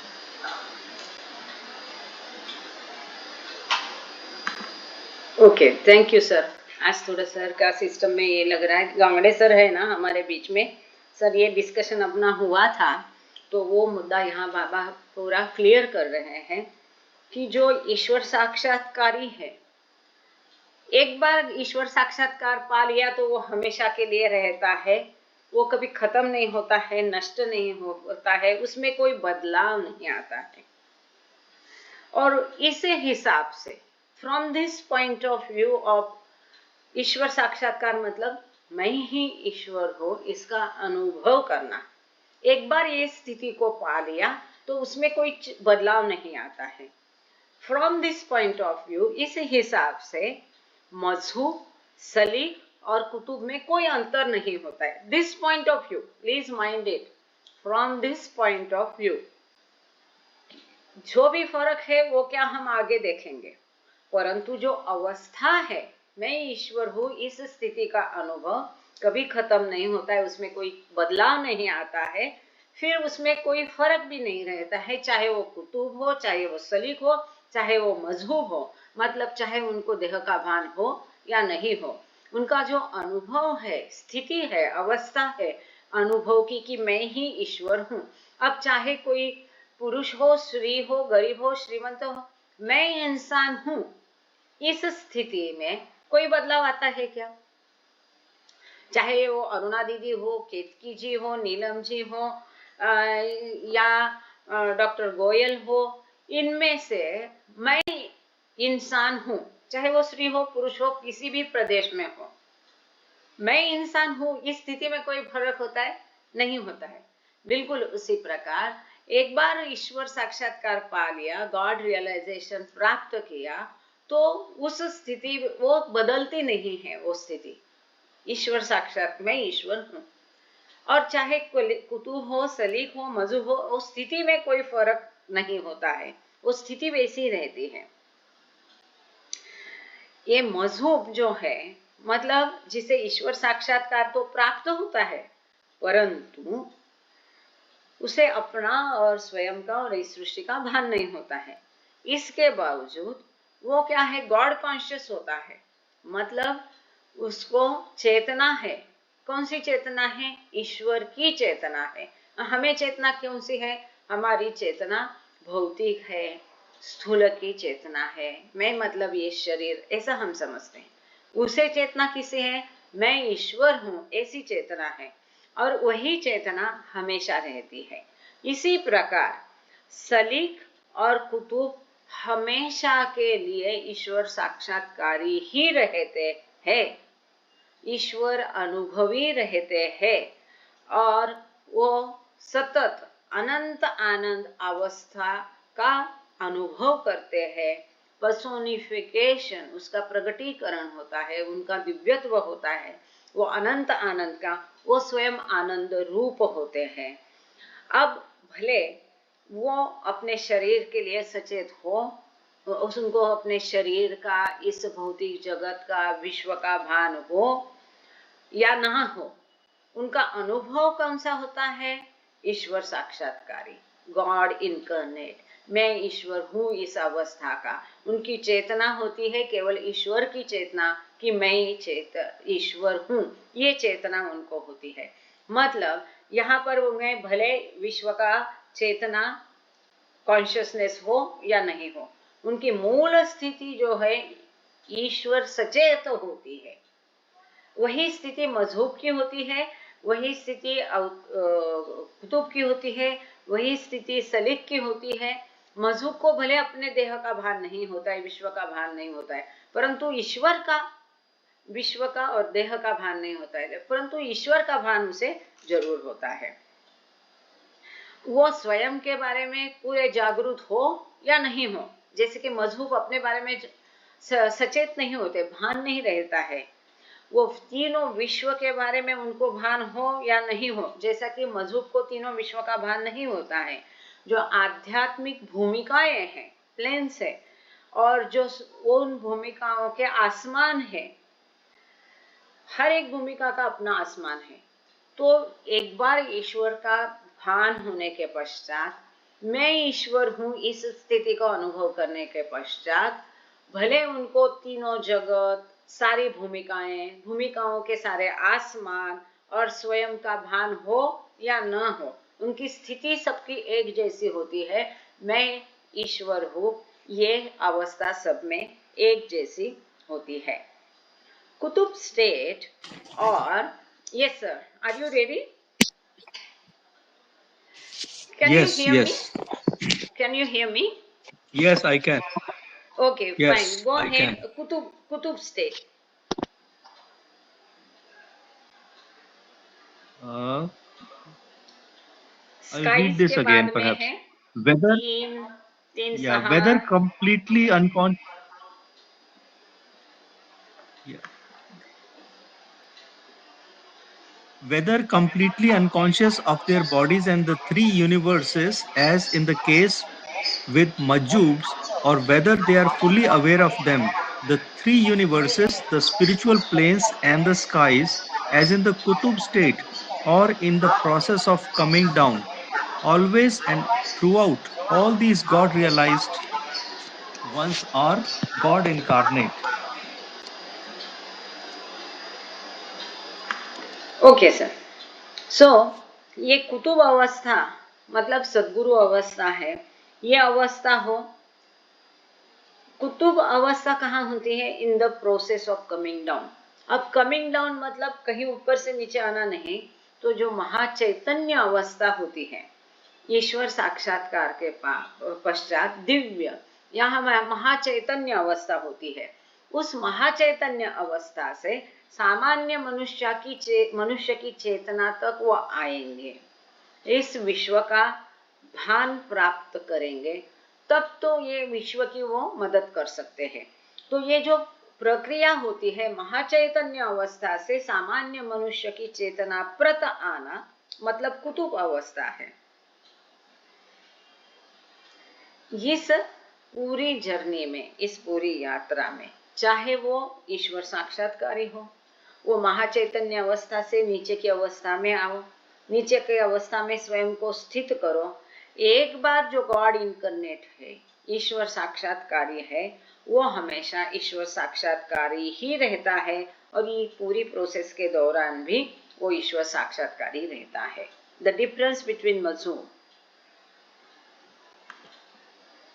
The difference between a Majub and a God-realized person descending to creation consciousness is that the latter undergoes terrible suffering despite the fact that he is God incarnate and the personification of bliss at the very same time.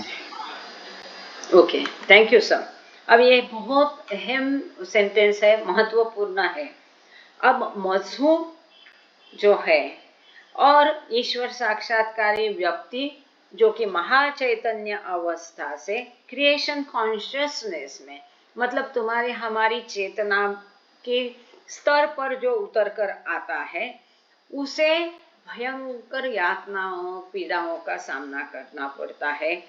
हालांकि ये तथ्य है कि वह ईश्वर साक्षात्कारी है, personification of bliss, अनंत आनंद अवस्था में है, स्वयं आनंद रूप है, इसके बावजूद इस प्रक्रिया के दौरान उसे भयंकर यातनाओं का, पीड़ाओं का, सफरिंग्स का सामना करना पड़ता है। यह अत्यंत महत्वपूर्ण है। कई लोग ऐसा समझते हैं कि अरे वो ईश्वर है, उसे अनंत आनंद अवस्था प्राप्त है, तो उसे पीड़ा क्या होगी। जैसा कि बाबा की एक कहानी है, बाबा यूरोप में गए, ऐसे माल्कम शॉल्स, जो ये मेडिटेशन वगैरह करवाता था, इतनी लंदन की कड़ी ठंड में बर्फ पड़ रहा है, उसने कोई इंतजाम नहीं किया बाबा के लिए गर्म कपड़ों का, सारे गर्म कपड़ों में घूम रहे हैं, और बाबा इतनी सर्दी में पतले उनके सादे शर्ट में बाहर घूम रहे हैं। वो बोलता है कि नहीं, वो तो ईश्वर है, उनको ठंड कैसी लगेगी। ये गलत धारणा है। जब उन्होंने मानव देह धारण किया है तो मानव के सब जो नियम है उनको लागू है। रादर मनुष्य का सफरिंग से अपने ऊपर लेने के लिए ही वो देहधारी बनता है, जो कि निर्गुण निराकार है, सगुण साकार बनता है। अब जब मैन टू गॉड है, सदगुरु है, वो सदगुरु भी कब सदगुरु बनता है? सातवीं भूमिका में दैवी चेतना प्राप्त करने के बाद वो सदगुरु बनता है, अमर्याद चेतना प्राप्त करता है। अब ईश्वर साक्षात्कार के पश्चात सातवीं भूमिका की दूसरी अवस्था फनाफिला, उसको अनुभव करने के बाद उसी अनंत आनंद अवस्था में मशगूल रहने के बदले वो महाचैतन्य अवस्था से नीचे सामान्य चेतना पर आता है। और ये जो प्रोसेस, भले वो ईश्वर साक्षात्कारी है, भले वो आनंद रूप है, भले उसे अनंत आनंद अवस्था प्राप्त है, फिर भी उस प्रोसेस जो है ऊपर से नीचे आने की, वो बहुत पीड़ादायी होती है, यातनामय होती है। जब अनंत आनंद अवस्था के साथ भी वो इतनी पीड़ादायी है, तो वो कितनी पीड़ाजनक और यातनामय हो सकती है, इसका हम अनुमान तक नहीं लगा सकते हैं। क्योंकि ये जो सफरिंग्स है, वो जो प्राप्त उससे गुजरते हैं, वो अनंत होती है।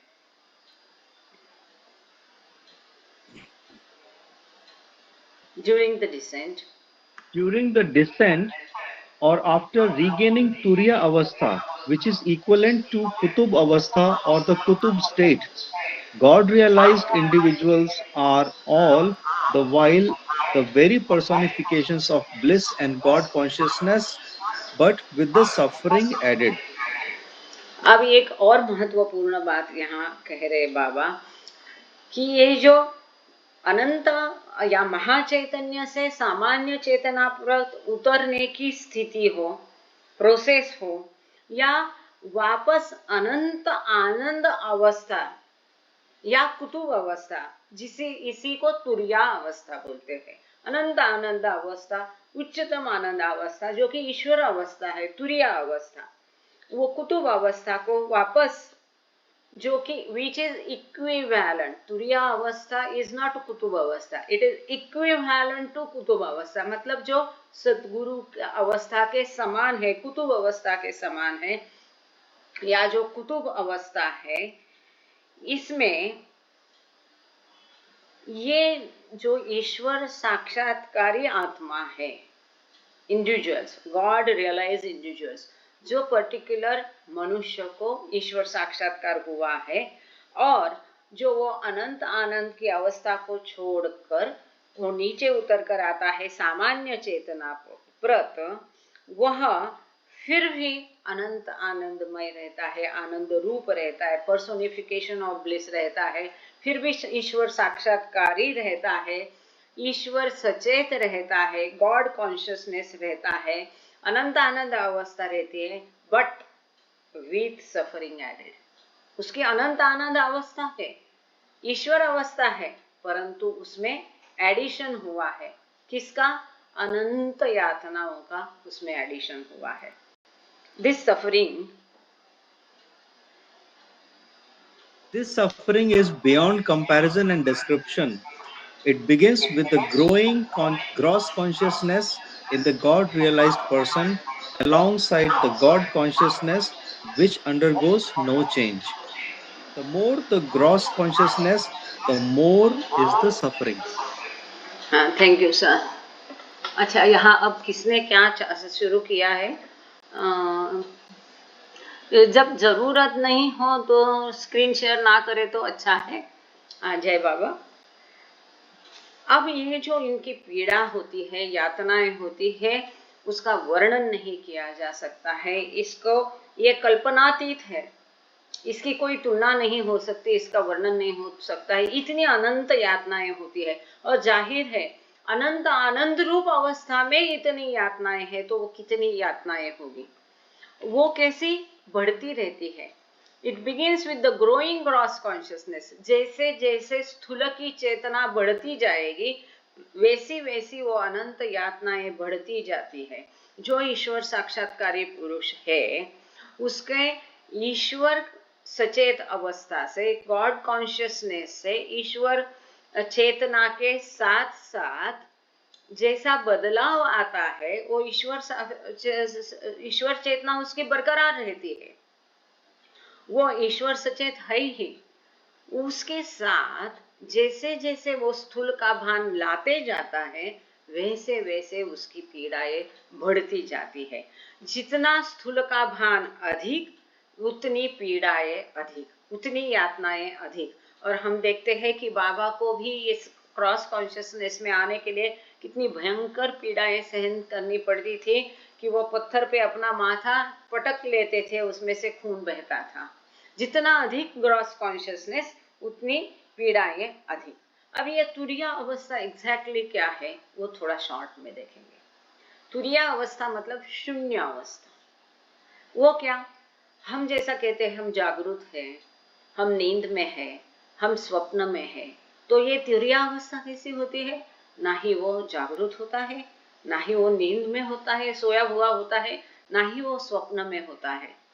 इसकी मिली जुली एक चौथी अवस्था होती है जो कि शून्य अवस्था होती है। और यहाँ कैसा होता है? ये सारी गतिविधियां वो देखता है, हम इसके प्रति सजग है। वो क्या होता है? वो सब देखता है लेकिन साक्षी भाव से देखता है। वह स्वयं इन किसी में भी शामिल नहीं है। जैसा देखो किसी का झगड़ा चल रहा है, जोर पीर मारपीट चल रही, हम दूर से कैसा तमाशा देखते हैं।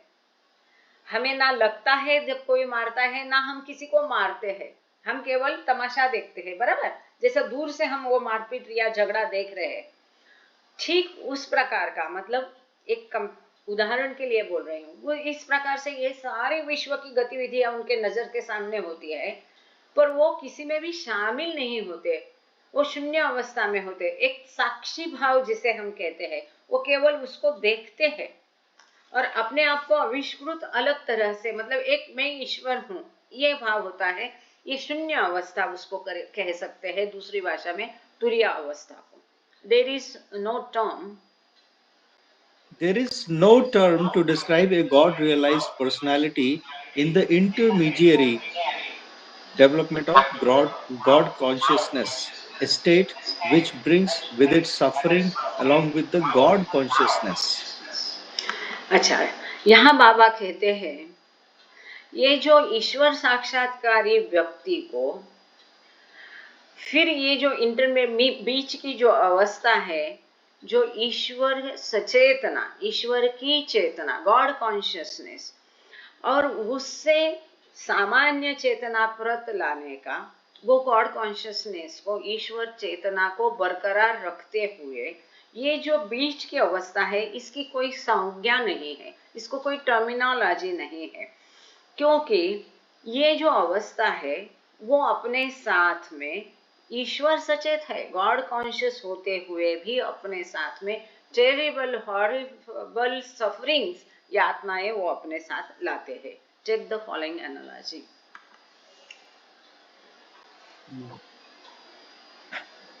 Take the following analogy.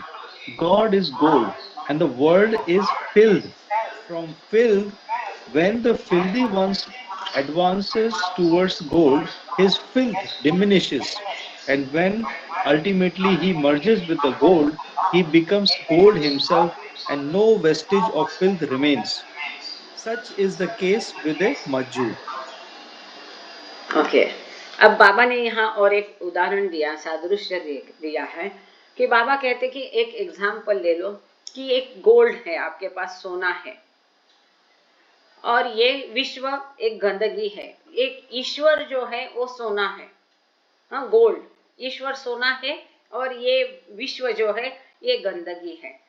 अब इस गंदगी में से जब कोई ईश्वर की तरफ, ईश्वर प्राप्त करने के लिए या सोना प्राप्त करने के लिए आगे बढ़ेगा, वैसे वैसे उसकी गंदगी कम होते जाएगी। इस विश्व जो गंदगी भरा है वो कम होता जाएगा और फाइनली वो स्वयं सोना बन जाएगा, मतलब स्वयं ईश्वर बन जाएगा। वो स्वयं ईश्वर बन जाएगा और इसकी सारी गंदगी निकल जाएगी, अदृश्य हो जाएगी। ऐसी अवस्था होती है मजहूब की। मतलब उसके सारे संस्कार मिट जाते हैं, वो ईश्वर बन जाता है, परंतु उसको विश्व का और स्वयं का भान नहीं रहता है। Now the Salik, who like the Majub has become one with the gold, and when he descends again into the domain of filth, has necessarily to involve himself in filth, which is to say, he has to suffer, but at the same time he remains the gold. अब हमने मजूब देखा, वो गंदगी से उठकर सोना बन गया, खरा सोना।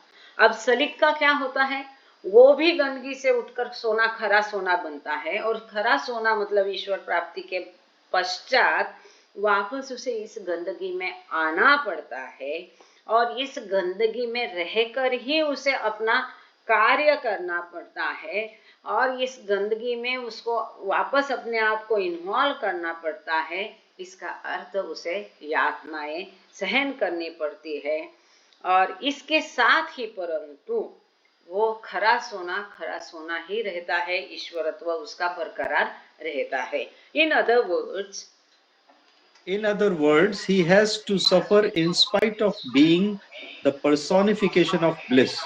But as soon as his duty in connection with the filth has been fulfilled, the vehicle he used for working in the filth, which is to say his body, gets dropped, and the gold, which was the gold all along, remains gold still and forever, without in the least having been affected for or rusted through contact with the filth.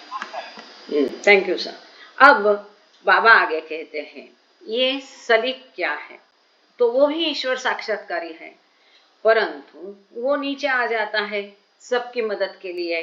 पर जैसे ही इसका यहाँ का कर्तव्य पूरा हो जाता है, वो कर्तव्य पूर्ति के लिए जो माध्यम उसने उपयोग में लाया, उसका शरीर वो छोड़ देता है। जैसे उसके कर्तव्य पूर्ति होती है, वो अपना शरीर छोड़ देता है, और फिर वापस एक बार सोना ही रहता है, हमेशा के लिए है। मतलब वो परमात्मा अवस्था में, ईश्वर अवस्था में विलीन होता है, हमेशा के लिए ईश्वर रहने के लिए।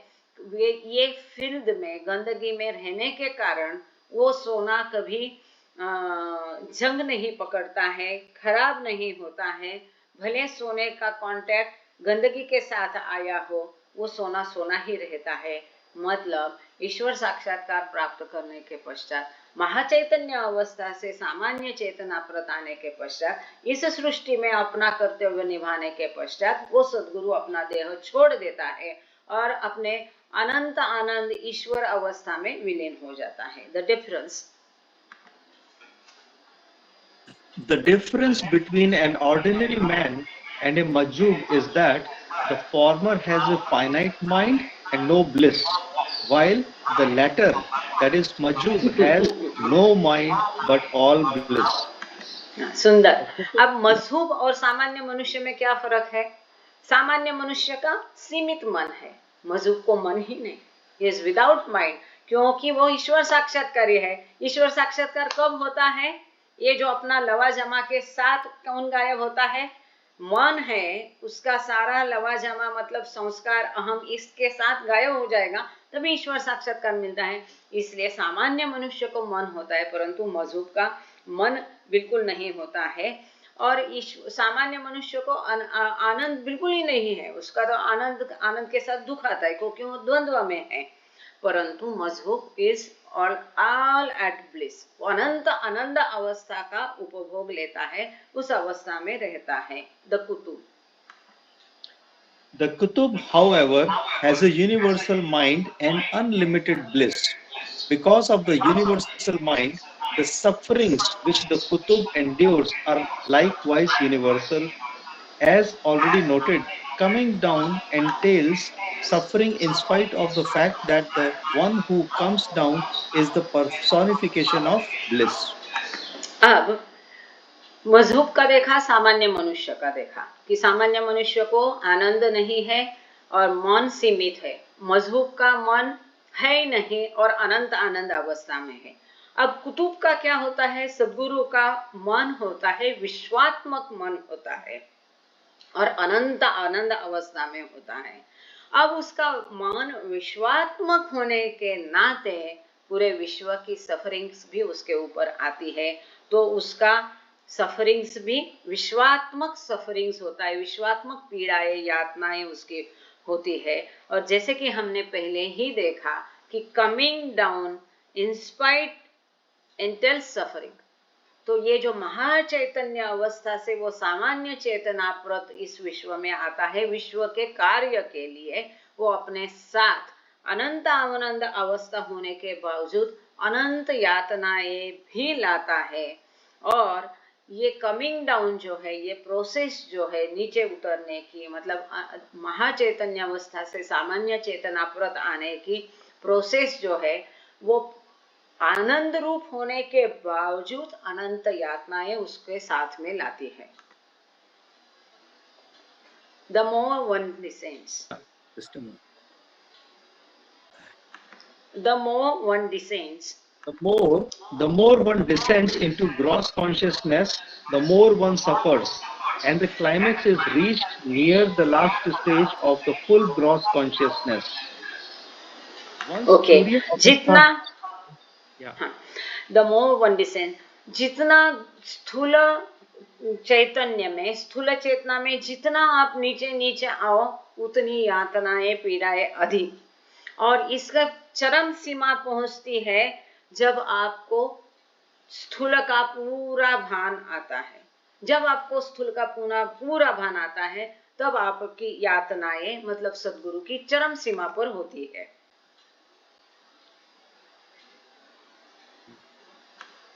Once Once Turiya Turiya- Avastha has been achieved, the sufferings of the coming down process are at an end. But now the Kutub, as the personification of bliss, has once again to endure terrible suffering in connection with his circle work and the duty of imparting to the whole universe a push towards divinity. And yet he remains throughout Anandrap, that is the form of bliss, and his godhood undergoes no change. So this universal Okay. mind is now one with God as Anand, even as it suffers universally at the very same time. And this suffering signifies his taking upon himself the sanskaras of others. Thank you sir. अब एक बार तुरीय अवस्था प्राप्त कर ली, मतलब अनंत आनंद अवस्था, शून्यावस्था की जहाँ सफरिंग नहीं है, तो आज क्या बात है, कोई ना कोई प्रेजेंटेशन कर रहा है। अगली बार लगता है मुझे वो ब्लॉक करना पड़ेगा। सदा कोई ना कोई कुछ ना कुछ प्रेजेंट क्यों कर रहे हैं, क्या समझ में नहीं आ रहा है मेरी। Once तुरीय अवस्था has been achieved, the suffering coming down, एक बार ये तुरीय अवस्था प्राप्त कर ली, तो नीचे आने की अवस्था में जो यातनाएं वो खत्म हो जाती है। परंतु जब ये कुतुब या सद्गुरु आनंद रूप होने के बावजूद भी पुनः एक बार अनंत यातनाएं सहता है, उसके मंडल के लिए जो कार्य करता है और पूरे विश्व के प्रति उसकी जो कर्तव्य होता है, पूरे विश्व को आध्यात्मिक पुश धक्का देने के लिए उसका जो कार्य रहता है, उसके कारण आनंद रूप होने के बावजूद और ईश्वरत्व उसमें होने के बावजूद वो अनंत यातनाएं पीड़ाएं सहता है, फिर भी उसके ईश्वरत्व में कोई फर्क नहीं आता है। ही रिमेन्स गॉड फॉर एवर। इसके लिए इसका जो विश्वात्मक मन है, अब वो उसका विश्वात्मक मन ईश्वर के साथ एक हो जाता है, आनंद रूप बन जाता है। वो भले यातनाएं विश्व के लिए सहता है, उसी साथ में उसको यातनाएं भी सहता है और वो आनंद रूप भी रहता है, क्योंकि उसका विश्वात्मक मन जो है वो विश्व की सफरिंग्स पकड़ता है, लेता है अपने ऊपर, परंतु वो साथ ही ईश्वर है। तो ईश्वर का जो एट्रीब्यूट है अनंत आनंद, वो भी उसके साथ रहता है। तो simultaneously he is suffering also unlimitedly, terrible sufferings, but also enjoys Ananta Ananda Avastha because he is one with the God. तो एक समयावेच्छेदे करून एक ही साथ वो अनंत यातनाएं पीड़ाएं भी भोगता है और अनंत आनंद का भी उपभोग लेता है। और ये जो यातनाएं वो सहता है वो पूरे विश्व के संस्कार अपने ऊपर लेकर के लेता है, इसके लिए वो यातनाएं उसके ऊपर आती है। वो यातना ये दर्शाती है कि वो जो दूसरों के संस्कार अपने ऊपर लेता है, इसीलिए उसे पीड़ा सहन करनी पड़ती है। Just 2 paragraphs remain, will go fast, actually now time is up. So थोड़ा फास्ट करेंगे या मैं पढ़ के बता ही देती हूँ साथ साथ, चलेगा? ऐसा करते हैं, ठीक है। After gaining, thank you sir, sorry, after gaining Turiya Avastha, the Kutub state, he has a complete freedom to go everywhere and anywhere in the different planes or skies or in the mental, subtle and gross universes up to the resting point completely next to the 7th plane. एक बार उसने तुरिया अवस्था प्राप्त कर ली, कुतुब अवस्था को प्राप्त कर लिया, तो उसको पूरा स्वातंत्र्य है, वो कहीं भी जा सकता है, किसी भी भूमिका में, किसी भी आकाश में, भूमिका के आकाश में, स्थूल जगत में, सूक्ष्म जगत में, मनोजगत में, कहाँ पर भी वो जाके आराम कर सकता है। Resting point immediately next to the 7th plane, वो 7वीं भूमिका के पास में जा सकता है, परंतु 7वीं भूमिका में नहीं जा सकता है, वो आगे बाबा ने दिया। व्हेन ही इज एंगेज, जैसे कि वो कहीं भी स्थित हो सकता है। हमने देखा कि अवतार को या सदगुरु को बहुत बड़ा चमत्कारिक कार्य पूरे विश्व के लिए करना है, तो अपने आप को 4थी भूमिका में स्थित करते हैं, यह हमने पहले देखा था। तो आगे यही दिया है, when he is engaged in duty he never visits the 7th plane. जब वो अपना कर्तव्य निभाता है, तब वो अनंत आनंद की अवस्था 7वीं भूमिका में कभी जाता नहीं है, क्योंकि 7वीं भूमिका अनंत आनंद अवस्था है, देवी आनंद है, दैवी चेतना है, वहां अमर्याद चेतना नहीं। तो 7वीं भूमिका में वो जब ड्यूटी निभाता है, ये महत्वपूर्ण बात यहाँ पर, तब वो 7वीं अवस्था में जाता नहीं। Since this would entail his leaving the body, क्योंकि अगर वो 7वीं अवस्था में गया तो उसका शरीर छूट जाएगा। The 7th plane is reached only after the completion of his duty. जब उसका पूरा कर्तव्य इस दुनिया का खत्म हो जाएगा, अपना कर्तव्य उसने निभा लिया, तब वो अनंत आनंद अवस्था में, परमात्मा अवस्था में, ईश्वर अवस्था में लीन हो जाएगा, सब खत्म होने के पश्चात। मतलब सब खत्म होने के पश्चात सदगुरु मृत्यु के बाद कहाँ जाता है? ईश्वर अवस्था में, परमात्मा अवस्था में वो लीन होता है। In short, some suffer while ascending towards realization, while others suffer while returning back down again. कोई ईश्वर साक्षात्कार पाते समय बहुत यातनाएं झेलते हैं, कोई ईश्वर साक्षात्कार से वापस आने के समय बहुत यातनाएं झेलते हैं। In the latter case, infinite Anand bliss attains the one who makes this journey, since God realization once had undergoes no change, but suffering accompanies him as well. एक बार ईश्वरत्व प्राप्त कर लिया, ईश्वर साक्षात्कार प्राप्त कर लिया, तो उसमें कभी कोई बदलाव नहीं होता है, परंतु यातनाएं उसको झेलनी पड़ती है जब वो महाचैतन्य अवस्था से सामान्य चेतना पर आता है। लास्ट का थोड़ा हड़बड़ी किया। थैंक यू सो मच मेहर प्रभु। ये पूरा किताब हमारी खत्म हो चुकी है। 2 लेक्चर के पहले जो कुछ डाउट्स है वो हम फिर कभी देखेंगे। और thank you all, thank you sir, जबकि वो बाहर है पर उन्होंने मदद की। और आगे मैं कहती हूँ कि आप लोग इसको कंटिन्यू करना प्लीज, प्रार्थना और आरती हमेशा के जैसा होने देना, क्योंकि आज भाषण मेरा भी स्पीच रखा है वो राखी ने वहाँ पर, तो वो मैं कर लेती हूँ। उसको मैं 6:30 का टाइम दिया था, अब 40 होने का है। जय बाबा। प्रार्थना कौन करेगा? नीलम जी आप प्रेयर कर लीजिए, उषा डोगरा जी आप आरती कर लीजिए। Thank you. अवतार मेहर बाबा की जय। जय बाबा। अवतार मेहर बाबा की जय। हे परवरदिगार, सबके राखनहार और सबकी रक्षा करने वाले, तुम्हारा कोई आदि नहीं है और ना ही तुम्हारा कोई अंत है। तुम अद्वैत हो, तुम तुलना से परे हो और तुम्हारा पार कोई नहीं पा सकता है। तुम्हारा कोई रंग और रूप नहीं है। तुम आविर्भाव से रहित हो और तुम गुणातीत हो। तुम अकार हो और अगाध हो, कल्पना और धारणा से परे हो, शाश्वत और अनश्वर हो। तुम अखंड हो और दिव्य नेत्रों के सिवाय और किसी भी प्रकार से तुम्हें कोई नहीं देख सकता है। तुम्हारा अस्तित्व सदैव था, तुम सदैव रहते हो और तुम सदैव रहोगे। तुम सर्वत्र हो, तुम हर वस्तु में हो, तुम हर जगह से परे तथा हर वस्तु से परे भी हो। तुम आकाश में हो और पाताल में हो। तुम व्यक्त हो और अव्यक्त हो। तुम सब लोगों पर हो और समस्त लोगों से परे भी हो। तुम तीनों भवनों में हो और तीनों भवनों से परे भी हो। तुम अगोचर हो और स्वतंत्र हो। तुम सृष्टि के रचने वाले हो, स्वामियों के स्वामी हो, समस्त मनों और हृदयों के ज्ञाता हो। तुम सर्वशक्तिमान हो और सर्वव्यापी हो। तुम अनंत ज्ञान हो, अनंत शक्ति हो और अनंत आनंद हो। तुम ज्ञान के महासागर हो, सर्वज्ञ हो, अनंत ज्ञान रखने वाले हो।